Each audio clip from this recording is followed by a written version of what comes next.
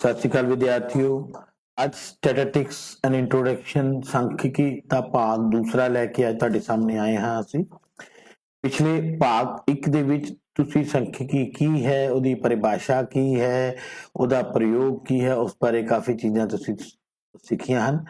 ਅੱਜ ਇਸ ਦੇ ਅਗਲੇ ਭਾਗ ਦੇ ਵਿੱਚ ਕੁਝ ਅਸੀਂ ਪਿਛਲੇ सांख्यिकी ਦੀ ਪਰਿਭਾਸ਼ਾ ਨੂੰ ਦੁਬਾਰਾ ਰੀਕੈਪ ਕਰਾਂਗੇ ਔਰ ਉਸ ਤੋਂ ਅੱਗੇ ਚੱਲਾਂਗੇ। तो साढ़े सामने है सब तो पहले सांख्यिकी की है। यदि परिभाषा एक वचन ਅਤੇ ਬਹੁਵਚਨ ਚ ਕਰਦੇ ਹਾਂ ਤਾਂ ਇੱਕ ਵਚਨ ਚ ਅਸੀਂ परिभाषा ਕਰੀਏ ਤਾਂ ਕੀ ਹੈ। ਇੱਕ ਵਚਨ ਦੇ ਰੂਪ ਵਿੱਚ सांख्यिकी ਦਾ ਅਰਥ सांख्यिकी ਵਿਗਿਆਨ ਜਾਂ सांख्यिकी ਵਿਧੀਆਂ ਤੋਂ ਹੈ। सांख्यिकी ਵਿਧੀਆਂ ਉਹ ਵਿਧੀਆਂ ਹਨ ਜੋ ਸੰਖਿਆਤਮਕ ਅੰਕੜਿਆਂ ਦੇ ਇਕੱਠੇ ਕਰਨ, ਵਰਗੀਕਰਨ, ਪ੍ਰਸਤੁਤੀਕਰਨ, ਵਿਸ਼ਲੇਸ਼ਣ ਅਤੇ ਵਿਆਖਿਆ ਨਾਲ ਸੰਬੰਧਿਤ ਹਨ।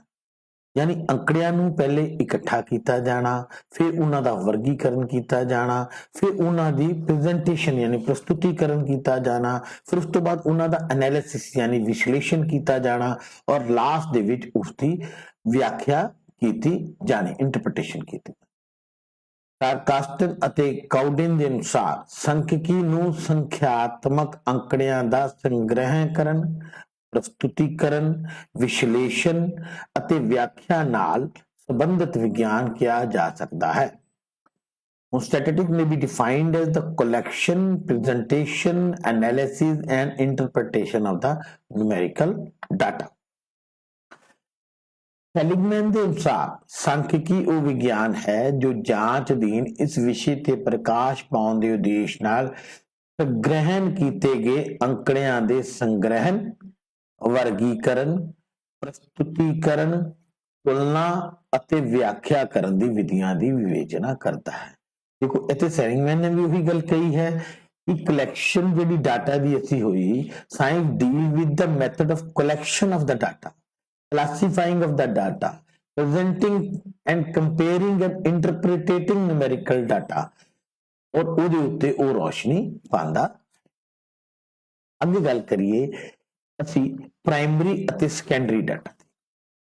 प्राइमरी डाटा की है, मुढला डाटा की है और सैकेंडरी डाटा यानी गौण आंकड़े की हैं। इन्हां दे उत्ते जानकारी असीं हासिल करनी है। पहला है साडे कोल मुढले अंकड़े।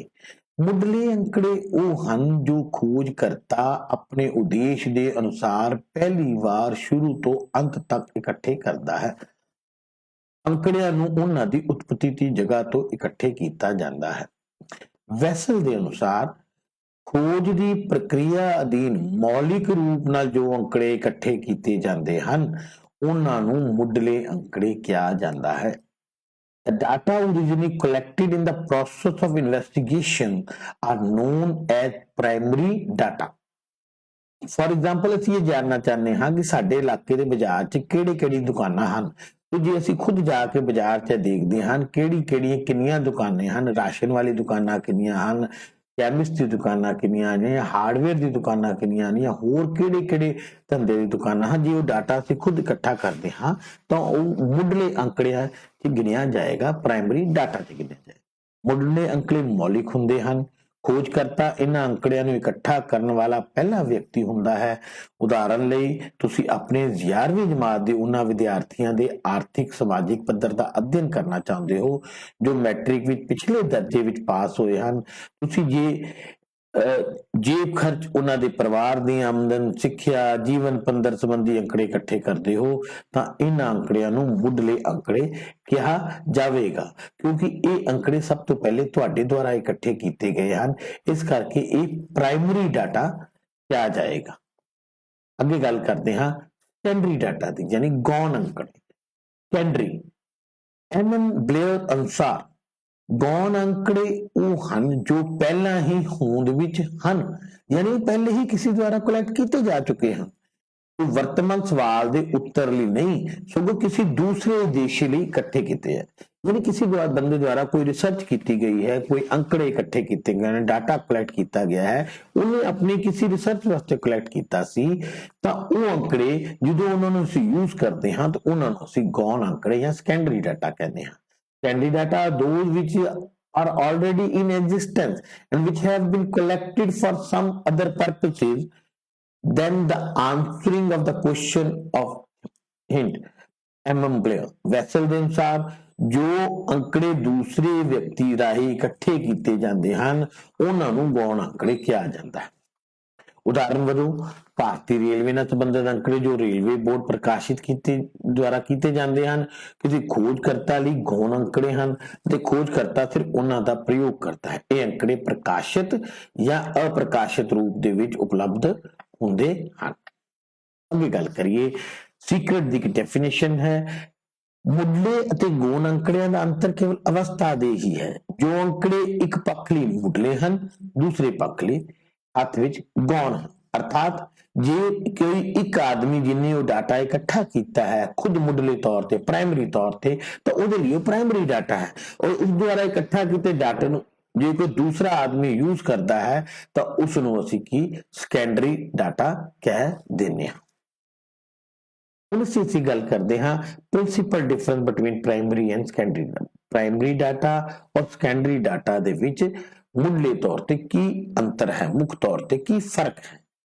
मौलिक तत्व डिफरेंस इन ओरिजिनैलिटी मुढ़ले अंकड़े मौलिक हुंदे हन क्योंकि मुढ़ले अंकड़ियां नूं खोजकर्ता आप पहली बार इकट्ठा करता है पर गौण अंकड़े किसी दूजे व्यक्ति या संस्था राहे इकट्ठे किए जाते हैं इसलिए ये मौलिक नहीं हुंदे हन।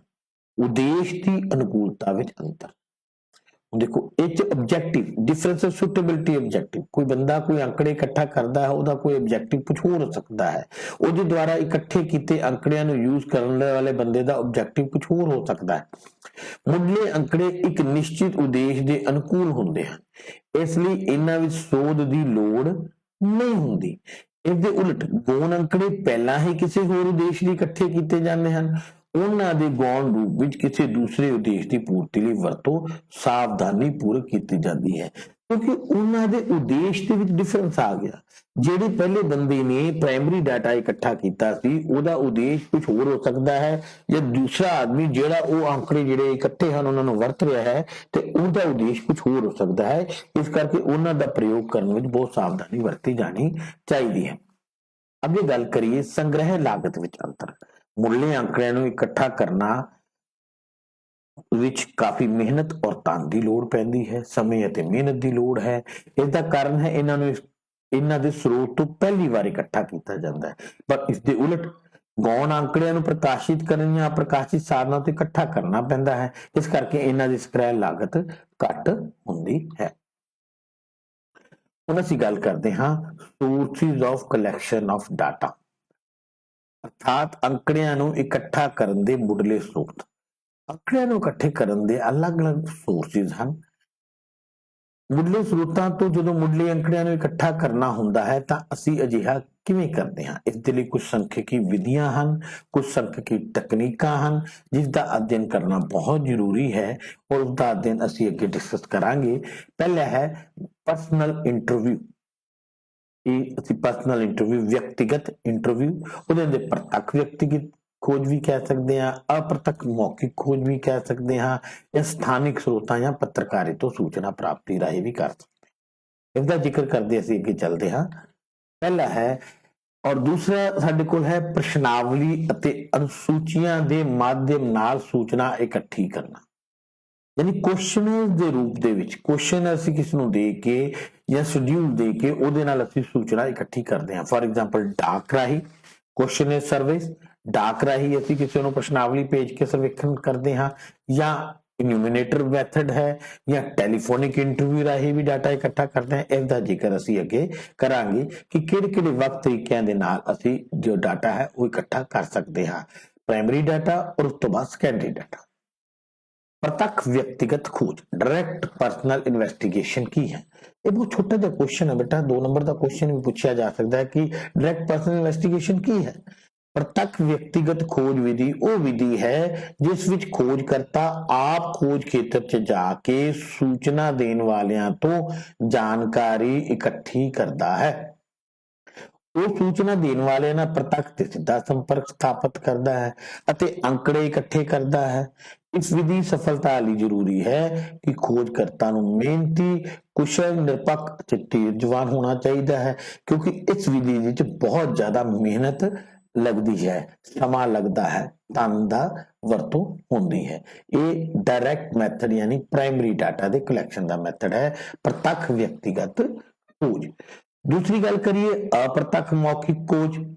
अप्रत्यक्ष मौखिक खोज ਉਹ ਵਿਧੀ ਹੈ ਜਿਸ ਵਿੱਚ ਅੰਕੜੇ ਉਹਨਾਂ ਦੇ ਵਿਅਕਤੀਆਂ ਤੋਂ ਪ੍ਰਾਪਤ ਨਹੀਂ ਕੀਤੇ ਜਾਂਦੇ ਜਿਨ੍ਹਾਂ ਬਾਰੇ ਅੰਕੜੇ ਪੁੱਛਣੇ ਹੁੰਦੇ ਹਨ ਜਾਂ ਇਕੱਠੇ ਕਰਨੇ ਹਨ, ਸਗੋਂ ਅੰਕੜੇ ਅਪ੍ਰਤੱਖ ਰੂਪ ਨਾਲ ਵਿਅਕਤੀਆਂ ਨਾਲ ਮੌਖਿਕ ਪੁੱਛਗਿੱਛ ਰਾਹੀਂ ਪ੍ਰਾਪਤ ਕੀਤੇ ਜਾਂਦੇ ਹਨ ਜਿਨ੍ਹਾਂ ਨੂੰ ਲੋੜੀਂਦੀ ਜਾਣਕਾਰੀ ਹੁੰਦੀ ਹੈ। ਫॉर एग्जांपल ਇਹੋ ਜਿਹੇ ਲੋਕਾਂ ਨੂੰ ਗਵਾਹ ਵਿਟਨੈਸ ਕਿਹਾ ਜਾਂਦਾ। ਉਦਾਹਰਨ ਵਜੋਂ ਇਸ ਵਿਧੀ ਵਿੱਚ ਮਜ਼ਦੂਰਾਂ ਦੀ ਆਰਥਿਕ ਹਾਲਾਤਾਂ ਬਾਰੇ ਸੂਚਨਾ ਖੁਦ ਮਜ਼ਦੂਰਾਂ ਤੋਂ ਇਕੱਠੀ ਨਾ ਕਰਕੇ ਮਿਲ ਮਾਲਕਾਂ ਜਾਂ ਕਿਰਤ ਸੰਘਾਂ ਦੀ ਜ਼ਬਾਨੀ ਪੁੱਛਗਿੱਛ ਰਾਹੀਂ ਪ੍ਰਾਪਤ ਕੀਤਾ ਜਾਂਦਾ। ਇਨਡਾਇਰੈਕਟਲੀ ਉਹਨਾਂ ਦੇ ਜਿਹੜੇ ਇਨਫੋਰਮੇਸ਼ਨ ਹੈ, ਉਹਨਾਂ ਦਾ ਡਾਟਾ ਕਿਸੇ ਦੂਸਰਿਆਂ ਤੋਂ ਪ੍ਰਾਪਤ ਕੀਤਾ ਜਾਂਦਾ ਹੈ। फिर स्थानिक सोमिया तो प्राप्त सूचना, इंफॉर्मेशन फ्रॉम लोकल सोर्सेज और कॉरस्पोंडेंट। स्थानिक सोमे कोई पत्रकार हो सकते हैं, कोई खोजकर्ता दे मदद करने वाले कोई व्यक्ति हो सकते हैं। इस विधि अधीन खोजकर्ता ਵੱਖ-ਵੱਖ ਸਥਾਨਾਂ ਤੋਂ ਵਿਅਕਤੀਆਂ ਰਾਹੀਂ ਸੂਚਨਾਵਾਂ ਇਕੱਠੀ ਕਰਦੇ ਹਨ ਅਤੇ ਖੋਜਕਰਤਾ ਨੂੰ ਭੇਜ ਦਿੰਦੇ ਹਨ। यानी किसी खोजकर्ता द्वारा कुछ बंदे ऐसे पॉइंट किए जाते हैं जो उन्होंने जो सूचना चाहिए है उन्होंने इकट्ठा करके उस खोजकर्ता ਨੂੰ ਭੇਜ ਦਿੰਦੇ ਹਨ। ਇਹਨੂੰ ਅਸੀਂ ਕਹਿ ਦਿੰਦੇ ਹਾਂ ਕਿ ਲੋਕਲ ਸੋਰਸ ਜਾਂ ਕੋਰਸਪੋਂਡੈਂਟ ਤੋਂ ਸੂਚਨਾ ਇਕੱਠੀ ਕੀਤੀ ਜਾਂਦੀ। ਫॉर एग्जांपल ਚੈਨਲ ਦੇਖਦੇ ਹਾਂ, ਚੈਨਲ ਦੇ ਕੋਰਸਪੋਂਡੈਂਟ ਹੁੰਦੇ ਨੇ। ਚੈਨਲ ਦਾ ਮਾਲਕ ਆਪੇ ਨਹੀਂ ਜਾਂਦਾ ਹੈ, ਬਲਕਿ ਕੋਰਸਪੋਂਡੈਂਟ ਜਿਹੜੇ ਅਲੱਗ-ਅਲੱਗ ਜਗ੍ਹਾਵਾਂ ਦੇ ਵਿੱਚ ਉਸ ਚੈਨਲ ਨੇ ਰੱਖੇ ਹੁੰਦੇ ਹਨ, ਉਹ ਸੂਚਨਾਵਾਂ ਨੂੰ ਜਾਂ ਕਲਿੱਪਿੰਗ ਨੂੰ ਇਕੱਠਾ ਕਰਕੇ ਉਸ ਚੈਨਲ ਦੇ ਹੈਡ ਆਫਿਸ 'ਚ ਭੇਜ ਦਿੰਦੇ ਹਨ। ਇਸ ਵਿਧੀ ਵਿੱਚ ਉਸ ਸਮੇਂ ਉਪਯੁਕਤ ਹੁੰਦੀ ਹੈ ਜਦੋਂ ਸੂਚਨਾ ਵਿੱਚ ਸ਼ੁੱਧਤਾ ਦੀ ਵਧੇਰੇ ਲੋੜ ਨਾ ਹੋਵੇ। यानी डायरेक्टली ਅਸੀਂ ਕਹਿ ਸਕਦੇ ਹਾਂ ਕਿ ਸੂਚਨਾ 'ਚ ਫੁੱਲੀ ਐਕੂਰੇਸੀ ਦੀ ਜ਼ਰੂਰਤ ਨਾ ਹੋਵੇ। ਅੰਕੜਿਆਂ ਦੀ ਵਰਤੋਂ ਵਧੇਰੇ ਕਰਕੇ ਪੱਤਰਕਾਵਾਂ, ਰਸਾਲਿਆਂ, ਰੇਡੀਓ, ਟੈਲੀਵਿਜ਼ਨ ਰਾਹੀਂ ਕੀਤੀ ਜਾਂਦੀ ਹੋਵੇ। ਅੰਕੜਿਆਂ ਦਾ ਲਗਾਤਾਰ ਸੰਗ੍ਰਹਿਣ ਦੀ ਲੋੜ ਹੋਵੇ। ਅੰਕੜੇ ਇਕੱਠੇ ਕਰਨ ਦਾ ਖੇਤਰ ਵੀ ਵਿਸ਼ਾਲ ਹੋਵੇ। ਉਸ ਸਮੇਂ ਤੇ ਖੋਜਕਰਤਾ ਲੋਕਲ ਸਹਾਇਤਾ ਦੇ ਨਾਲ ਲੋਕਲ ਵਿਅਕਤੀਆਂ ਦੇ ਨਾਲ ਜਾਂ ਕੋਰਸਪੋਂਡੈਂਟ ਦੀ ਹੈਲਪ ਦੇ ਨਾਲ ਉਸ ਸੂਚਨਾਵਾਂ ਨੂੰ ਇਕੱਠਾ ਕਰਦਾ ਹੈ। ਅੱਗੇ ਗੱਲ ਕਰਦੇ ਹਾਂ ਡਾਕ ਪ੍ਰਸ਼ਨਾਵਲੀ ਸਰਵੇਖਣ। ਜਿਵੇਂ ਅਸੀਂ ਗੱਲ ਕੀਤੀ ਸੀ, ਇਸ ਵਿਧੀ ਵਿੱਚ ਪ੍ਰਸ਼ਨਾਵਲੀ ਸੂਚਨਾ ਦੇਣ ਵਾਲੇ ਆਦਮੀਆਂ ਨੂੰ ਡਾਕ ਰਾਹੀਂ ਭੇਜ ਦਿੱਤੀ ਜਾਂਦੀ ਹੈ। ਇਸ ਦੇ ਨਾਲ ਚਿੱਠੀ ਵੀ ਭੇਜੀ ਜਾਂਦੀ ਹੈ ਜਿਸ ਵਿੱਚ ਜਾਂਚ ਦਾ ਉਦੇਸ਼ ਸਪਸ਼ਟ ਕੀਤੇ ਜਾਂਦੇ ਹਨ ਅਤੇ ਸੂਚਨਾ ਦੇਣ ਵਾਲੇ ਨੂੰ ਭਰੋਸਾ ਦਿਵਾਇਆ ਜਾਂਦਾ ਹੈ ਕਿ ਉਸ ਦੀ ਸੂਚਨਾ ਨੂੰ ਗੁਪਤ ਰੱਖਿਆ ਜਾਵੇਗਾ। ਸੂਚਨਾ ਦੇਣ ਵਾਲਾ ਵਿਅਕਤੀ ਪ੍ਰਸ਼ਨਾਵਲੀ ਦੇ ਵਿੱਚ ਉੱਤਰ ਲਿਖ ਕੇ ਵਾਪਸ ਖੋਜਕਰਤਾ ਨੂੰ ਭੇਜ ਦਿੰਦਾ ਹੈ। ਇਹ ਵੀ ਇੱਕ ਬਹੁਤ ਹੀ ਆਸਾਨ ਵਿਧੀ ਹੈ ਜਿਸ ਦੇ ਨਾਲ ਸੂਚਨਾ ਇਕੱਠੀ ਕੀਤੀ ਜਾਂਦੀ ਹੈ। ਇਸ ਤੋਂ ਕਈ ਵਾਰੀ ਹੁੰਦਾ ਹੈ ਕਿ ਡਾਇਰੈਕਟ ਕੋਈ ਵਿਅਕਤੀ ਸੂਚਨਾ ਦੇਣ ਤੇ ਸ਼ਰਮਾਉਂਦਾ ਹੈ, ਉਹ ਸੂਚਨਾ ਨਹੀਂ ਦੇਣਾ ਚਾਹੁੰਦਾ, ਲੇਕਿਨ ਇਸ ਡਾਕ ਪ੍ਰਸ਼ਨਾਵਲੀ ਸਰਵੇਖਣ ਦੇ ਰਾਹੀਂ ਉਹ ਸੂਚਨਾ ਜਿਹੜੀ ਹੈ ਉਹਨਾਂ ਨੂੰ ਭੇਜ ਦਿੰਦਾ ਹੈ। ਗਣਕ ਵਿਧੀ ਅਗਲੀ ਗੱਲ ਕੀਤੀ ਸੀ। ਇਨਿਊਮਰੇਟਰ ਮੈਥਡ, ਇਸ ਵਿਧੀ ਵਿੱਚ ਖੋਜ ਦੇ ਉਦੇਸ਼ ਨੂੰ ਧਿਆਨ ਰੱਖ ਕੇ ਇੱਕ ਅਨੁਸੂਚੀ ਤਿਆਰ ਕਰ ਲਈ ਜਾਂਦੀ ਹੈ। ਇਹਨਾਂ ਪ੍ਰਸ਼ਨਾਵਲੀਆਂ ਨੂੰ ਲੈ ਕੇ ਸੂਚਨਾ ਦੇਣ ਵਿਅਕਤੀਆਂ ਕੋਲ ਗਣਕ यानी इन्यूमरेटर्स वो व्यक्ति किया जाता है जो अंकड़े इकट्ठे करने विच खोजकर्ता दी मदद करते हैं, खुद जानते हैं। इस तरह की प्रश्नावलियां नूं जो गणक खुद सूचकां तो प्रश्न पूछ के भरते हैं अनुसूचियां किया जाता है। वो गणकां नूं अनुसूचियां भरवाउण संबंधी ट्रेनिंग दी जाती है और इसकी जिहड़ी इंपॉर्टेंस बहुत है। इस नाल बहुत सही तरीके दे नाल डाटा इकट्ठा किया जा सकता है, पर वो गणक के उत्ते डिपेंड करता है कि वो कितने अच्छे तरीके नाल उन्हां को प्रश्न पूछता है और उन्हां दे प्रश्नां दे जवाबां नूं अपनी अनुसूचियां विच भरता है। अगे गल करते हैं टैलीफोनिक इंटरव्यू। ਇਹਦੀ ਗੱਲ ਅਸੀਂ ਕੀਤੀ। ਟੈਲੀਫੋਨਿਕ ਇੰਟਰਵਿਊ ਦੇ ਨਾਮ ਤੋਂ ਹੀ ਕਲੀਅਰ, ਟੈਲੀਫੋਨ ਦੇ ਰਾਹੀਂ ਡਾਟਾ ਇਕੱਤਰ ਕਰਨਾ, ਅਰਥਾਤ ਅੰਕੜਿਆਂ ਦੇ ਸੰਗ੍ਰਹਿ ਦੀ ਇਸ ਵਿਧੀ ਦੇ ਅਨੁਸਾਰ ਖੋਜਕਰਤਾ ਟੈਲੀਫੋਨ ਤੇ ਉੱਤਰਦਾਤਾ ਤੋਂ ਜ਼ਰੂਰੀ ਜਾਣਕਾਰੀ ਪ੍ਰਾਪਤ ਕਰਨਾ ਚਾਹੁੰਦਾ ਹੈ। ਇਸ ਵਿਧੀ ਵਿੱਚ ਵਿਅਕਤੀਗਤ ਖੋਜ ਵਿਧੀ ਦੇ ਸਾਰੇ ਗੁਣ ਸ਼ਾਮਲ ਹੁੰਦੇ ਹਨ। देखो पहले व्यक्तिगत खोज विधि च व्यक्ति खुद जाके उत्तरदाताओं को जाके इकट्ठा करता सीगा डाटा। हुण इस विधि विच वो खुद नहीं जा रहा लेकिन फोन दे राही उन्हां कोल पुछ के डाटा इकट्ठा करता है जिवें मौलिकता, शुद्धता ਅਤੇ ਵਿਸ਼ਵਾਸਯੋਗਤਾ। ਇਹ ਤਿੰਨ ਬਹੁਤ ਇੰਪੋਰਟੈਂਟ ਗੁਣ ਹਨ ਜਿਹੜੇ ਖੋਜ ਵਿਧੀ ਦੇ ਵਿੱਚ ਹਨ। ਇਸ ਤੋਂ ਇਲਾਵਾ ਇਹ ਗੁਣ ਪਾਇਆ ਜਾਂਦਾ ਹੈ ਕਿ ਅੰਕੜਿਆਂ ਦੇ ਸੰਗ੍ਰਹਿਣ ਦੀ ਇਸ ਵਿਧੀ ਵਿੱਚ ਵਿਅਕਤੀਗਤ ਖੋਜ ਵਿਧੀ ਦੀ ਤੁਲਨਾ ਵਿੱਚ ਬਹੁਤ ਸਸਤੀ ਹੁੰਦੀ ਹੈ। ਇਸ ਦੇ ਇਲਾਵਾ ਇਹ ਵਿਧੀ ਵਿਅਕਤੀਗਤ ਸ਼ਰਮਿੰਦਗੀ ਤੋਂ ਉੱਤਰਦਾਤਾ ਨੂੰ ਬਚਾਉਂਦੀ ਹੈ ਜਿਸਦਾ ਉਹ ਵਿਅਕਤੀਗਤ ਇੰਟਰਵਿਊ ਵਿੱਚ ਵਿਧੀ ਵਿੱਚ ਸਾਹਮਣਾ ਕਰ ਸਕਦਾ ਹੈ। ਕਈ ਵਾਰੀ ਕੋਈ ਸਾਹਮਣੇ ਬੈਠਾ ਹੋਵੇ ਤੇ ਉਹਦੇ ਵਿੱਚ ਕੋਈ ਉੱਤਰਦਾਤਾ ਉਸ ਦਾ ਉੱਤਰ ਦੇਣ 'ਚ ਝਿਜਕਦਾ ਹੈ लेकिन टेलीफोन इंटरव्यू ਦੇ ਵਿੱਚ ਉਹ ਬਹੁਤ ਆਸਾਨੀ ਨਾਲ ਉਸ ਦਾ ਉੱਤਰ ਜਿਹੜਾ ਹੈ ਉਹ ਦੇ ਦਿੰਦਾ ਹੈ ਕਿਉਂਕਿ ਇਹ ਵਿਧੀ ਵੀ ਮੌਲਿਕ ਹੈ, शुद्ध है ਅਤੇ ਵਿਸ਼ਵਾਸਯੋਗ ਹੈ। ਇਸ ਤੇ ਵੀ ਭਰੋਸਾ ਕੀਤਾ ਜਾ ਸਕਦਾ ਹੈ। ਅੱਜ ਦੇ ਸਮੇਂ ਦੇ ਵਿੱਚ ਟੈਲੀਫੋਨਿਕ ਇੰਟਰਵਿਊ ਵਿਧੀ ਜੋ ਹੈ ਬਹੁਤ ਜ਼ਿਆਦਾ ਰਿਸਰਚ ਦੇ ਵਿੱਚ ਵਰਤੋਂ ਵਿੱਚ ਲਿਆਈ ਜਾਂਦੀ ਹੈ। ਅੱਗੇ ਗੱਲ ਕਰਦੇ ਹਾਂ ਕਲੈਕਸ਼ਨ ਆਫ ਸੈਕੰਡਰੀ ਡਾਟਾ यानी गौण आंकड़ियां इकट्ठे करना। गौण आंकड़े यानी जो ऑलरेडी इकट्ठे हो चुके हैं और उन्होंने दोबारा इकट्ठे करना, उन्होंने प्रयोग करना। गौण आंकड़े में इकट्ठा करने का दो मुख्य स्रोत हैं, एक पब्लिश सोर्स तो दूसरा अनपब्लिश्ड सोर्स यानी प्रकाशित स्रोत है और दूसरा स्रोत है अप्रकाशित स्रोत जिन्हां तो गौण आंकड़ियां नूं इकट्ठा ਕੀਤਾ ਜਾ ਸਕਦਾ ਹੈ। ਪ੍ਰਕਾਸ਼ਿਤ ਸਰੋਤ ਕਿਹੜੇ ਹਨ, ਅਪ੍ਰਕਾਸ਼ਿਤ ਸਰੋਤ ਕਿਹੜੇ ਹਨ, ਉਹਨਾਂ ਦਾ ਜ਼ਿਕਰ ਅਸੀਂ ਅੱਗੇ ਕਰਦੇ ਹਾਂ। ਪਹਿਲੀ ਗੱਲ ਆ ਗਈ ਗੌਣ ਆंकड़ਿਆਂ ਦੇ ਮੁੱਖ ਪ੍ਰਕਾਸ਼ਿਤ ਸਰੋਤ ਇਹ ਹਨ। यानी प्रकाशित बड़ा क्लियर है अपने आप से। देखो बेटा कि प्रकाशित का मतलब है जो प्रकाशित हुए, जो प्रिंटेड हुए हों, जो सरकार या किसी द्वारा भी प्रिंट करके अवेलेबल हो। सरकारी प्रकाशन ਭਾਰਤ ਦੀ ਕੇਂਦਰੀ ਅਤੇ ਰਾਜ ਸਰਕਾਰਾਂ ਦੇ ਮੰਤਰਾਲੇ ਅਤੇ ਵਿਭਾਗ ਵੱਖ-ਵੱਖ ਵਿਸ਼ਿਆਂ ਨਾਲ ਸੰਬੰਧਿਤ ਅੰਕੜੇ ਪ੍ਰਕਾਸ਼ਿਤ ਕਰਦੇ ਹਨ ਕਿਉਂਕਿ ਇਹਨਾਂ ਅੰਕੜਿਆਂ ਨੂੰ ਸਰਕਾਰ ਪ੍ਰਕਾਸ਼ਿਤ ਕਰਦੀ ਹੈ। ਇਸ ਲਈ ਅੰਕੜੇ ਭਾਵੇਂ ਉਪਯੋਗੀ ਅਤੇ ਵਿਸ਼ਵਾਸਯੋਗ ਹੁੰਦੇ ਹਨ। ਦੇਖੋ ਜਿਵੇਂ ਰੋਜ਼ਗਾਰ ਦਾ ਅੰਕੜਾ, ਮਹਿੰਗਾਈ ਦਾ ਅੰਕੜਾ, उत्पादन दे वधन करन दा आंकड़ा, ये सारे आंकड़े सरकार दे डिपार्टमेंट जिहड़े वो पब्लिश करते हैं और कोई भी खोजकर्ता इन्हां आंकड़ियां नूं उस तो बगैर झिझके यूज कर सकता है क्योंकि ये आंकड़े बहुत ही सरकार द्वारा प्रकाशित होने करके भरोसेयोग हुंदे हन। दूसरा आ गया अर्ध सरकारी प्रकाशन यानी सेमी गवर्नमेंट पब्लिकेशन।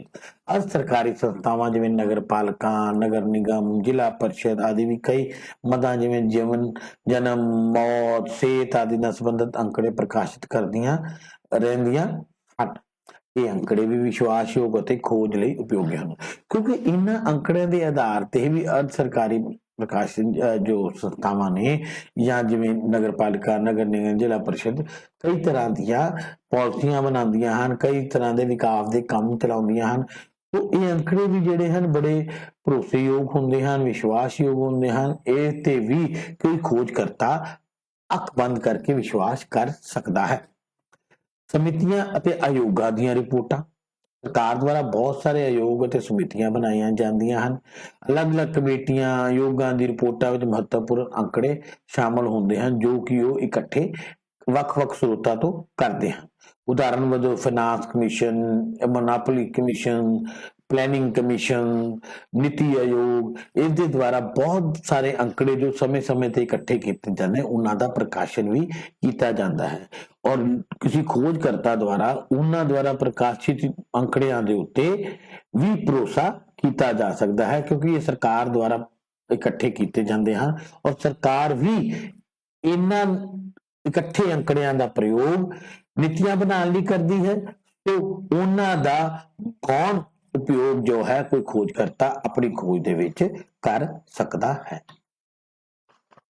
खोज संस्थावां दे प्रकाशन ने भी इंपॉर्टेंट है ਕਈ ਰਿਸਰਚ ਇੰਸਟੀਚਿਊਟ ਹਨ ਜਿਹੜੇ ਕਿ ਵੱਖ-ਵੱਖ ਜਿਵੇਂ ਯੂਨੀਵਰਸਿਟੀਆਂ, ਇੰਸਟੀਚਿਊਟ, ਰਿਸਰਚ ਇੰਸਟੀਚਿਊਟ ਜਿਹੜੇ ਉਹ ਸਮੇਂ-ਸਮੇਂ ਤੇ ਆਪਣੇ ਬਹੁਤ ਸਾਰੀ ਖੋਜਾਂ ਦਾ ਪ੍ਰਕਾਸ਼ਨ ਕਰਦੇ ਹਨ, ਜਿਵੇਂ Indian statistical institute, national council applied economic research ਜਾਂ ਹੋਰ ਕਈ ਅਜਿਹੀਆਂ ਸੰਸਥਾਵਾਂ ਜੋ ਆਪਣੇ ਦੁਆਰਾ ਕੀਤੇ ਗਏ ਅੰਕੜਿਆਂ ਦਾ ਪ੍ਰਕਾਸ਼ਨ ਕਰਦੀਆਂ ਹਨ। ਉਹਨਾਂ ਤੋਂ ਵੀ ਡਾਟਾ ਇਕੱਠਾ ਕੀਤਾ, ਗੌਣ ਅੰਕੜੇ ਇਕੱਠੇ ਕੀਤੇ ਜਾ ਸਕਦੇ ਹਨ। ਪੱਤਰਕਾਵਾਂ ਕਈ ਤਰ੍ਹਾਂ ਦੀਆਂ ਜਿਹੜੀਆਂ ਮੈਗਜ਼ੀਨਸ ਨੇ ਜਾਂ ਪੇਪਰ ਨੇ ਉਹ ਵੀ ਆਪਣੇ ਲੈਵਲ ਦੇ ਉੱਤੇ ਬਹੁਤ ਸਾਰੀ ਰਿਸਰਚ ਕਰਾ ਕੇ ਡਾਟਾ ਇਕੱਠਾ ਕਰਦੀਆਂ ਹਨ ਔਰ ਉਹਨਾਂ ਡਾਟਾ ਨੂੰ ਵੀ ਜੋ ਗੌਣ ਅੰਕੜਿਆਂ ਦੇ ਰੂਪ ਚ ਪ੍ਰਯੋਗ ਕੀਤਾ ਜਾਂਦਾ। ਫॉर एग्जांपल ਅਸੀਂ ਜੇ ਕਹੀਏ ਇੰਡੀਆ ਟੂਡੇ ਜਾਂ ਇਕਨੋਮਿਕਸ ਟਾਈਮ ਹੋ ਗਿਆ ਜਾਂ ਦ ਇਕਨੋਮਿਸਟ ਹੋ ਗਿਆ ਜਾਂ ਫਾਈਨੈਂਸ਼ੀਅਲ ਐਕਸਪ੍ਰੈਸ ਹੋ ਗਿਆ ਜਾਂ ਹੋਰ ਕਈ ਅਜਿਹੀਆਂ ਮੈਗਜ਼ੀਨਸ ਨੇ ਜਿਹੜੀਆਂ ਡਾਟਾ ਇਕੱਠਾ ਕਰਦੀਆਂ ਹਨ ਅਤੇ ਉਹ ਡਾਟਾ ਦੇ ਵਿੱਚ ਅਸੀਂ ਉਹਨਾਂ ਦੇ ਡਾਟੇ ਨੂੰ ਅਸੀਂ ਗੌਣ ਅੰਕੜਿਆਂ ਦੇ ਰੂਪ ਚ ਪ੍ਰਯੋਗ ਕਰ ਸਕਦੇ ਹਾਂ। ਵਿਅਕਤੀਗਤ ਖੋਜਕਰਤਾ ਜਿਹੜੇ ਨੇ, ਰਿਸਰਚਰ ਜਿਹੜੇ ਨੇ, ਕਈ PhD ਸਕਾਲਰ ਜਿਹੜੇ ਨੇ ਉਹ ਬਹੁਤ ਤਰ੍ਹਾਂ ਦੇ ਜਿਹੜਾ ਪ੍ਰਾਇਮਰੀ ਡਾਟਾ ਇਕੱਠਾ ਕਰਕੇ ਪਬਲਿਸ਼ ਕਰਦੇ ਨੇ ਜਿਨ੍ਹਾਂ ਨੂੰ ਵੀ ਗੌਣ ਅੰਕੜੇ ਦੇ ਰੂਪ ਵਿੱਚ ਪ੍ਰਯੋਗ ਕੀਤਾ ਜਾ ਸਕਦਾ ਹੈ। ਉਸ ਤੋਂ ਬਾਅਦ ਇੰਟਰਨੈਸ਼ਨਲ ਲੈਵਲ ਦੇ ਉੱਤੇ ਬਹੁਤ ਸਾਰੀਆਂ ਐਸੀ ਸੰਸਥਾਵਾਂ ਨੇ ਜਿਹੜੇ ਸਮੇਂ-ਸਮੇਂ ਤੇ ਇਕੱਠੇ ਕੀਤੇ ਗਏ ਡਾਟੇ ਨੂੰ ਪ੍ਰਕਾਸ਼ਿਤ ਕਰਦੀਆਂ ਹਨ। ਉਹਨਾਂ ਪ੍ਰਕਾਸ਼ਿਤ ਡਾਟੇ ਨੂੰ ਹੀ ਅਸੀਂ ਜੋ ਖੋਜ ਕਰਤਾ ਹੈ ਉਹ ਯੂਜ਼ ਕਰ ਸਕਦਾ ਹੈ। For example UNO, ILO, IMF, ਵਿਸ਼ਵ ਬੈਂਕ ਆਦਿ ਦੇਸ਼ੀ ਸਰਕਾਰਾਂ ਦੇ ਮਹੱਤਵਪੂਰਨ ਅੰਤਰਰਾਸ਼ਟਰੀ ਅੰਕੜੇ ਪ੍ਰਕਾਸ਼ਿਤ ਹੁੰਦੇ ਰਹਿੰਦੇ ਹਨ। ਇਹਨਾਂ ਨੂੰ ਗੌਣ ਅੰਕੜਿਆਂ ਦੇ ਰੂਪ ਵਿੱਚ ਪ੍ਰਯੋਗ ਕੀਤਾ ਜਾ ਸਕਦਾ ਹੈ। ਹੁਣ ਗੌਣ ਅੰਕੜੇ ਤੇ ਅਸੀਂ ਇਹ ਤਾਂ ਪਤਾ ਕਰ ਲਿਆ ਕਿ ਕਿਸ ਤਰੀਕੇ ਕਿੱਥੋਂ ਇਕੱਠੇ ਕੀਤੇ ਜਾ ਸਕਦੇ, ਲੇਕਿਨ ਗੌਣ ਅੰਕੜਿਆਂ ਦੀ ਵਰਤੋਂ ਵੀ ਬਹੁਤ ਧਿਆਨਪੂਰਵਕ ਜਾਂ ਸਾਵਧਾਨੀ ਪੂਰਵਕ ਕਰਨੀ ਚਾਹੀਦੀ ਹੈ। ਉਸਦੇ ਵਿੱਚ ਕਿਹੜੀ ਸਾਵਧਾਨੀਆਂ ਹਨ ਉਹਨੂੰ ਧਿਆਨ ਰੱਖਣਾ ਪੈਂਦਾ ਹੈ। ਗੌਣ ਅੰਕੜਿਆਂ ਦਾ ਸੰਗ੍ਰਹਿ ਹੋਰ ਵਿਅਕਤੀਆਂ ਦੁਆਰਾ ਆਪਣੇ ਵੱਖ-ਵੱਖ ਉਦੇਸ਼ਾਂ ਲਈ ਕੀਤਾ ਜਾਂਦਾ ਹੈ ਕਿਉਂਕਿ ਇਹਨਾਂ ਵਿੱਚ ਕਾਫੀ ਸਾਵਧਾਨੀ ਦੀ ਲੋੜ ਹੁੰਦੀ ਹੈ ਕਿਉਂਕਿ ਉਹਨਾਂ ਵਿੱਚ ਕਾਫੀ ਕਮੀਆਂ ਹੋ ਸਕਦੀਆਂ ਨੇ। ਪਹਿਲੀ ਗੱਲ ਕਿ ਉਹਨਾਂ ਨੇ ਕਿਸ ਤਰੀਕੇ ਅੰਕੜੇ ਨੂੰ ਇਕੱਠਾ ਕੀਤਾ, ਕਿਸ ਉਦੇਸ਼ ਨਾਲ ਕੀਤਾ, ਕਿੰਨੀ ਐਕੂਰੇਸੀ ਨਾਲ ਕੀਤਾ, ਇਹ ਤੇ ਬਹੁਤ ਧਿਆਨ ਰੱਖਣ ਦੀ ਹੈ। ਕੈਨੋਰ ਦੇ ਅਨੁਸਾਰ ਅੰਕੜੇ ਵਿਸ਼ੇਸ਼ ਰੂਪ ਨਾਲ ਦੂਜੇ ਵਿਅਕਤੀਆਂ ਲਈ ਇਕੱਠੇ ਕੀਤੇ ਅੰਕੜੇ ਪ੍ਰਯੋਗਕਰਤਾ ਲਈ ਅਨੇਕ ਤਰੁੱਟੀਆਂ ਨਾਲ ਭਰੇ ਹੁੰਦੇ ਹਨ। ਡੈਫੀਨੇਟਲੀ ਕਿਸੇ ਦੂਸਰੇ ਦੁਆਰਾ ਕੀਤੀ ਗਈ ਖੋਜ ਯਾਨੀ ਕਿ ਕਿਸ ਚੀਜ਼ ਨੂੰ ਕਿਸ ਨਜ਼ਰੀਏ ਨਾਲ ਵੇਖ ਰਿਹਾ ਹੈ ਉਹ ਅਸੀਂ ਨਹੀਂ ਜਾਣਦੇ। ਉਸਨੇ ਕਿਸ ਨਜ਼ਰੀਏ ਨਾਲ ਉਸ ਅੰਕੜੇ ਨੂੰ ਇਕੱਠੇ ਕੀਤਾ ਹੈ ਇਹ ਅਸੀਂ ਨਹੀਂ ਜਾਣਦੇ। ਇਸ ਅੰਕੜਿਆਂ ਨੂੰ ਵਰਤੋਂ ਚ ਲਿਆਉਂਦੇ ਵਕਤ ਇਹ ਗੱਲ ਦਾ ਧਿਆਨ ਰੱਖਣਾ ਪੈਂਦਾ ਹੈ। ਮੁੱਖ ਰੂਪ ਚ ਅਸੀਂ ਹੇਠ ਕੀ ਗੱਲਾਂ ਦੀ ਗੱਲ ਕਰਦੇ ਹਾਂ ਕਿ ਅੰਕੜੇ ਵਿਸ਼ਵਾਸਯੋਗ ਹਨ, whether the data is reliable, whether the data is suitable for purpose, ਕਿ ਅੰਕੜੇ ਵਰਤਮਾਨ ਉਦੇਸ਼ ਲਈ ਉਪਯੁਕਤ ਹਨ, ਕਿ ਅੰਕੜੇ ਕਾਫੀ ਹਨ, ਐਡਿਕੁਏਟ ਹਨ। ਇਹ ਗੱਲਾਂ ਦਾ ਧਿਆਨ ਸਾਨੂੰ ਰੱਖਣਾ ਚਾਹੀਦਾ ਹੈ। ਅੱਗੇ ਗੱਲ ਕਰਦੇ ਹਾਂ ਸੰਗ੍ਰਹਿ ਕਰਨ ਵਾਲੇ ਸੰਗਠਨ ਦੀ ਸਮਰੱਥਾ। ਹੁਣ ਜੋ ਕਿਹੜੀ ਸਾਵਧਾਨੀ ਹੈ, ਜੋ ਸਭ ਤੋਂ ਇੰਪੋਰਟੈਂਟ ਸਾਵਧਾਨੀ ਜਿਹੜੇ ਸਾਡੇ ਸਾਹਮਣੇ ਹੈ, the ability of collecting organization। ਗੌਣ ਅੰਕੜਿਆਂ ਦੀ ਵਰਤੋਂ ਕਰਨ ਤੋਂ ਪਹਿਲਾਂ ਇਹ ਵੇਖਣਾ ਚਾਹੀਦਾ ਹੈ ਕਿ ਇਹ ਅੰਕੜੇ ਮੁੱਢਲੇ ਰੂਪ ਵਿੱਚ ਕਿਸ ਖੋਜਕਰਤਾ ਰਾਹੀਂ ਇਕੱਠੇ ਕੀਤੇ ਗਏ ਹਨ। ਜੇਕਰ ਖੋਜਕਰਤਾ ਯੋਗ, ਇਮਾਨਦਾਰ, ਤਜਰਬੇਕਾਰ ਅਤੇ ਨਿਰਪੱਖ ਹੈ ਤਾਂ ਇਹਨਾਂ ਅੰਕੜਿਆਂ ਦੀ ਵਰਤੋਂ ਕੀਤੀ ਜਾਣੀ ਚਾਹੀਦੀ ਹੈ। ਪਰ ਜੇ ਇਸ ਦੇ ਉਲਟ ਜੇ ਖੋਜਕਰਤਾ ਉਸ ਅੰਕੜੇ ਨੂੰ ਸਹੀ ਤਰੀਕੇ ਨਾਲ ਇਕੱਠਾ ਨਹੀਂ ਕਰਦਾ, ਇਮਾਨਦਾਰੀ ਨਾਲ ਇਕੱਠਾ ਨਹੀਂ ਕਰਦਾ ਜਾਂ ਉਹਨੂੰ ਅੰਕੜੇ ਇਕੱਠੇ ਕਰਨ ਦਾ ਤਜਰਬਾ ਨਹੀਂ ਹੈ ਤਾਂ ਪੱਖਪਾਤੀ ਹੈ ਤਾਂ ਉਹਨਾਂ ਅੰਕੜਿਆਂ ਤੇ ਵਿਸ਼ਵਾਸ ਨਹੀਂ ਕੀਤਾ ਜਾ ਸਕਦਾ। ਉਦੇਸ਼ ਅਤੇ ਖੇਤਰ ਇਹ ਵੀ ਸਾਵਧਾਨੀ ਰੱਖਣੀ ਚਾਹੀਦੀ ਹੈ ਕਿ ਗੌਣ ਅੰਕੜੇ ਜਦੋਂ ਮੁੱਢਲੇ ਰੂਪ ਵਿੱਚ ਇਕੱਠੇ ਕੀਤੇ ਗਏ ਸਨ ਉਹਨਾਂ ਦਾ ਉਦੇਸ਼ ਅਤੇ ਖੇਤਰ ਕੀ ਸੀ। ਜੇਕਰ ਉਹਨਾਂ ਦਾ ਉਦੇਸ਼ ਅਤੇ ਖੇਤਰ ਉਹੀ ਸੀ ਜਿਸ ਲਈ ਗੌਣ ਅੰਕੜੇ ਦੀ ਵਰਤੋਂ ਕੀਤੀ ਜਾਵੇਗੀ ਤਾਂ ਇਹ ਅੰਕੜੇ ਉਪਯੋਗੀ ਸਿੱਧ ਹੋਣਗੇ, ਨਹੀਂ ਤਾਂ ਇਹ ਅੰਕੜੇ ਉਨੇ ਉਪਯੋਗੀ ਸਿੱਧ ਨਹੀਂ ਹੋ ਪਾਣਗੇ ਕਿਉਂਕਿ ਉਹਨਾਂ ਦੋਨਾਂ ਦੇ ਉਦੇਸ਼, ਉਹਨਾਂ ਦਾ ਉਦੇਸ਼ ਕੁਝ ਹੋਰ ਰਿਹਾ ਹੋਏਗਾ ਔਰ ਜਿਹਨੇ ਗੌਣ ਅੰਕੜਿਆਂ ਦੇ ਰੂਪ ਚ ਉਹਨੂੰ ਪ੍ਰਯੋਗ ਕਰਨਾ ਉਸਦਾ ਉਦੇਸ਼ ਕੋਈ ਹੋਰ ਹੋਏਗਾ। ਇਕੱਠੇ ਕਰਨ ਦੀ ਵਿਧੀ, ਮੈਥਡ ਆਫ ਕਲੈਕਸ਼ਨ, ਕਿਸ ਤਰੀਕੇ ਦੇ ਨਾਲ ਡਾਟਾ ਇਕੱਠਾ ਕੀਤਾ ਗਿਆ ਇਹ ਵੀ ਗਿਆਤ ਕਰ ਲੈਣਾ ਚਾਹੀਦਾ ਹੈ ਕਿ ਗੌਣ ਅੰਕੜਿਆਂ ਨੂੰ ਮੁੱਢਲੇ ਰੂਪ ਵਿੱਚ ਇਕੱਠਾ ਕਰਦੇ ਸਮੇਂ ਕਿਹੜੀ ਵਿਧੀ ਅਪਣਾਈ ਗਈ ਸੀ। ਜੇਕਰ ਇਹ ਵਿਧੀ ਵਰਤਮਾਨ ਖੋਜ ਲਈ ਉਪਯੁਕਤ ਹੈ ਤਾਂ ਹੀ ਅੰਕੜਿਆਂ ਦੀ ਵਰਤੋਂ ਕੀਤੀ ਜਾਣੀ ਚਾਹੀਦੀ ਹੈ, ਪਰ ਜੇ ਉਹ ਵਿਧੀ ਨਹੀਂ ਅਪਣਾਈ ਗਈ ਤੇ ਗੌਣ ਅੰਕੜੇ ਇੰਨੇ ਮਦਦਗਾਰ ਸਹਾਇਤਾ ਨਹੀਂ ਕਰਨਗੇ। ਇਕੱਠਾ ਕਰਨ ਦੇ ਸਮਾਂ ਤੇ ਹਾਲਾਤ, ਇਹ ਬਹੁਤ ਇੰਪੋਰਟੈਂਟ ਪੁਆਇੰਟ ਹੈ। ਇਹ ਵੀ ਨਿਸ਼ਚਿਤ ਕਰ ਲੈਣਾ ਚਾਹੀਦਾ ਹੈ ਕਿ ਉਪਲਬਧ ਅੰਕੜੇ ਕਿਸ ਸਮੇਂ ਨਾਲ ਸੰਬੰਧਿਤ ਹਨ, ਉਹਨਾਂ ਨੂੰ ਕਿੰਨਾ ਹਾਲਾਤਾਂ ਵਿੱਚ ਇਕੱਠਾ ਕੀਤਾ ਗਿਆ। ਉਦਾਹਰਨ ਲਈ ਯੁੱਧ ਦੇ ਦੌਰਾਨ ਕੀਤੇ ਗਏ ਅੰਕੜੇ ਸ਼ਾਂਤੀ ਦੇ ਦਿਨਾਂ ਵਿੱਚ ਉਪਯੁਕਤ ਹੋਣ, ਇਹ ਜ਼ਰੂਰੀ ਨਹੀਂ ਹਨ। ਕਿੰਨੇ ਹਾਲਾਤਾਂ ਦੇ ਵਿੱਚ, ਕਿਸ ਸਮੇਂ ਔਰ ਹਾਲਾਤ ਦੇ ਵਿੱਚ ਉਸ ਅੰਕੜੇ ਇਕੱਠੇ ਕੀਤੇ ਗਏ ਹਨ, ਕਿਸ ਮਾਨਸਿਕ ਦਸ਼ਾਵਾਂ ਤੇ ਸੀਗੀ ਉਸ ਸਮੇਂ ਲੋਕਾਂ ਦੀ ਜਦੋਂ ਉਹਨਾਂ ਕੋਈ ਇਨਫੋਰਮੇਸ਼ਨ ਹੈ ਜੀ ਇਕੱਠੀ ਕੀਤੀ, ਕਿ ਉਹ ਦੂਸਰੇ ਸਮੇਂ ਤੇ ਯੂਜ਼ ਕੀਤੇ ਜਾ ਸਕਦੇ ਨੇ, ਇਹਦਾ ਧਿਆਨ ਵੀ ਰੱਖਣਾ ਜ਼ਰੂਰੀ ਹੈ। ਇਕਾਈ ਦੀ ਪਰਿਭਾਸ਼ਾ, ਇਕੱਠੇ ਕੀਤੇ ਅੰਕੜਿਆਂ ਨੂੰ ਪ੍ਰਯੋਗ ਕਰਨ ਤੋਂ ਪਹਿਲਾਂ ਇਹ ਵੇਖ ਲੈਣਾ ਚਾਹੀਦਾ ਹੈ ਕਿ ਪਹਿਲੀ ਖੋਜ ਵਿੱਚ ਅੰਕੜਿਆਂ ਦੀ ਇਕਾਈਆਂ ਦਾ ਜਿੰਨਾ ਅਰਥਾਂ ਵਿੱਚ ਪ੍ਰਯੋਗ ਕੀਤਾ ਗਿਆ ਹੈ ਉਹ ਵਰਤਮਾਨ ਖੋਜ ਵਿੱਚ ਪ੍ਰਯੋਗ ਕੀਤੀ ਵਾਲੀ ਇਕਾਈਆਂ ਦੇ ਸਮਾਨ ਹਨ ਕਿ ਨਹੀਂ। ਜੇਕਰ ਉਹਨਾਂ ਦੀ ਸਮਾਨਤਾ ਨਹੀਂ ਤਾਂ ਉਹਨਾਂ ਦੀ ਵਰਤੋਂ ਲਾਭਦਾਇਕ ਨਹੀਂ ਹੋगी। यानी पहले इकट्ठे किए अंकड़ियां दी इकाइयां और गौण अंकड़े जो यूज कर रहे हैं ਉਹਦੀ खोज ਵਿੱਚ इकट्ठे की इकाइयां जे समान ਹਨ ਤਾਂ ਹੀ ਉਹ ਲਾਭਦਾਇਕ ਹਨ, नहीं ਤਾਂ नहीं।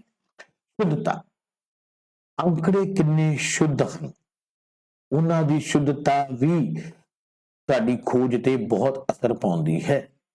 ਉਪਲਬਧ ਅੰਕੜਿਆਂ ਦੀ ਸ਼ੁੱਧਤਾ, ਕ੍ਰੈਡੀਬਿਲਿਟੀ, ਐਕੂਰੇਸੀ ਦੇ ਪੱਧਰ ਦੀ ਜਾਂਚ ਕਰ ਲੈਣੀ ਚਾਹੀਦੀ ਹੈ ਜੇਕਰ ਵਰਤਮਾਨ ਖੋਜ ਲਈ ਉੱਚ ਪੱਧਰ ਦੀ ਸ਼ੁੱਧਤਾ ਜ਼ਰੂਰੀ ਹੈ।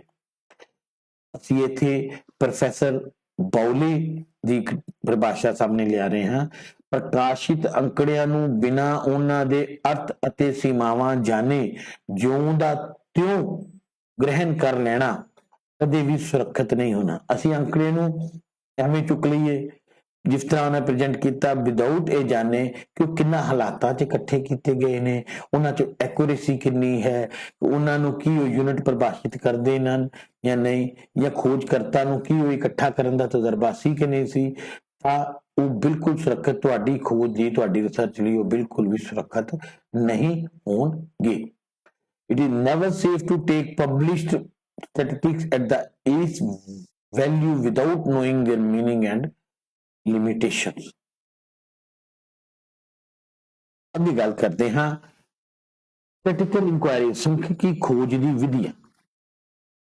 ਕਿਹੜੀ ਵਿਧੀਆਂ ਹਨ ਜਿਸ ਤਰੀਕੇ ਦੇ ਨਾਲ ਅਸੀਂ ਸਟੈਟਿਸਟੀਕਲ ਇਨਕੁਆਇਰੀ ਜਾਂ ਸਟੈਟਿਸਟੀਕਲ ਖੋਜ, ਅਸੀਂ सांख्यिकी ਖੋਜ ਕਰ ਸਕਦੇ ਹਾਂ। ਉਹਨੂੰ ਮੁੱਖ ਰੂਪ ਚ ਦੋ ਵੰਡਿਆ ਗਿਆ ਹੈ, ਇੱਕ ਹੈ ਜਨਗਣਨਾ ਵਿਧੀ ਔਰ ਦੂਸਰੀ ਹੈ ਨਮੂਨਾ ਵਿਧੀ। ਹੁਣ ਜਨਗਣਨਾ ਵਿਧੀ ਕੀ ਹੈ ਔਰ ਨਮੂਨਾ ਵਿਧੀ ਕੀ ਹੈ, ਇਹਦੇ ਬਾਰੇ ਅਸੀਂ ਅੱਗੇ ਜ਼ਿਕਰ ਕਰਦੇ ਹਾਂ। ਸੈਂਸਸ ਮੈਥਡ, ਜਨਗਣਨਾ ਵਿਧੀ। जनगणना विधि वो है जिस विच किसी समस्या नाल संबंधित समग्र या जनसंख्या की हर एक मद बारे अंकड़े इकट्ठे किए जाते हैं। तुसीं देखिया होवेगा भारत सरकार जनगणना करवाउंदी है, सैंसिस करवाउंदी है ताकि लोगों बारे, देश के रहने वाले लोगों के आर्थिक हालात बारे पूरी जानकारी प्राप्त हो सके। तो सो एक जन सैंसिस मैथड है जिस दे आधार ते सिट्टे कड्डे जाते हैं, पॉलिसीज बनाई जाती हैं, देश के विकास कामां लई काम कीते जाते हैं। Census method is that method in which data is collected about every item of the universe or the population, JD population दा असी सर्वे करना है related to the problem under investigation and conclusion are drawn on the basis, और उहदे आधार ते ही नतीजे भी कड्डे जाते हैं। भारत में जनगणना, उत्पादन गणना आदि जनगणना विधि की वरतों की जाती है। जनगणना विधि अजिही खोज लई उपयुक्त है जनसंख्या का आकार सीमित होवे, जनसंख्या ਵੱਖ-ਵੱਖ ਗੁੱਟਾਂ वाली इकाइयां होण, विभिन्न मदां दे डूंघे अध्ययन की लोड़ होवे, शुद्धता ते भरोसे की वधेरे जरूरत होवे, उदों ये जनगणना विधि बनाई जाती है। दूसरा मैथड है साडे कोल सैंपल मैथड, नमूना विधि।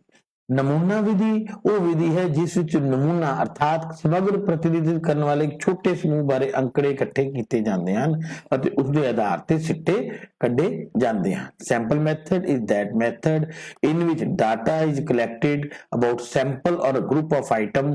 सारिਆਂ ਦਾ सर्वे नहीं किया जाता, उस पॉपुलेशन के एक छोटे हिस्से का सर्वे किया जाता है। ਅਸੀਂ सब अपने रोजाना जिवें जिस ढंग वरतों करते हैं। एक डॉक्टर खून ਦੀਆਂ कुछ बूंदा लैके ब्लड ग्रुप का ज्ञान प्राप्त कर ਲੈਂਦਾ है। नमूना विधि हेठ लिखी हालात ढुकवी मनी जाती है। ਪਹਿਲਾ, ਜਦੋਂ ਜਨਸੰਖਿਆ ਦਾ ਖੇਤਰ ਬਹੁਤ ਵਿਆਪਕ ਹੋਵੇ, ਜਦੋਂ ਉੱਚੇ ਪੱਧਰ ਦੀ ਸ਼ੁੱਧਤਾ ਦੀ ਲੋੜ ਨਾ ਹੋਵੇ, ਜਦੋਂ ਵਿਭਿੰਨ ਇਕਾਈਆਂ ਦੇ ਵਧੇਰੇ ਪ੍ਰੀਖਣ ਦੀ ਲੋੜ ਨਾ ਹੋਵੇ, ਸਮਗਰ ਦੀਆਂ ਸਾਰੀਆਂ ਮਤਾਂ ਲਗਭਗ ਸਮਰੂਪ ਹੋਣ। ਤੋ ਬੇਟਾ ਅੱਜ ਅਸੀਂ ਸਟੈਟਿਸਟਿਕਸ ਦੇ ਭਾਗ ਦੂਸਰੇ ਦੇ ਵਿੱਚ ਅੰਕੜੇ, ਮੁੱਢਲੇ ਅੰਕੜੇ, ਗੌਣ ਅੰਕੜੇ, ਕਿਸ ਤਰੀਕੇ ਉਹਨਾਂ ਨੂੰ ਇਕੱਠੇ ਕੀਤਾ ਜਾਣਾ ਹੈ, ਉਹਨਾਂ ਨੂੰ ਇਕੱਠੇ ਕਰਨ ਦੀ ਕਿਹੜੀ ਕਿਹੜੀ ਵਿਧੀਆਂ ਹਨ, ਕਿ ਉਹਨਾਂ ਦੇ ਵਰਤੇ ਗੌਣ ਅੰਕੜੇ ਨੂੰ ਵਰਤੇ ਸਮੇਂ ਕਿਹੜੀ ਕਿਹੜੀ ਕਿਸਮ ਦੀ ਸਾਵਧਾਨੀਆਂ ਨੂੰ ਵਰਤਿਆ ਜਾਣਾ ਹੈ, ਧਿਆਨ 'ਚ ਰੱਖਿਆ ਜਾਣਾ ਹੈ, ਇਸ ਬਾਰੇ ਅਧਿਐਨ ਕੀਤਾ ਹੈ। ਆਸ ਕਰਦੇ ਹਾਂ ਆਪ ਨੂੰ ਇਹ ਚੈਪਟਰ ਸਮਝ ਆਇਆ ਹੋਵੇਗਾ। ਧੰਨਵਾਦ ਬੇਟਾ।